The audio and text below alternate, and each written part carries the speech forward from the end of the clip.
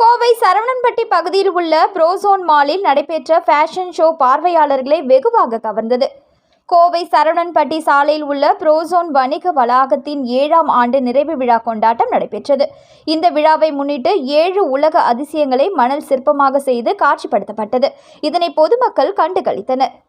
மேலும் fashion of tea என்ற பெயரில் நடைபெற்ற ஃபேஷன் ஷோவில் கலந்து கொண்ட மாடல்கள் விதவிதமான ஆடைகளை அணிந்து வந்து தங்களது திறமைகளை வெளிப்படுத்தினர்.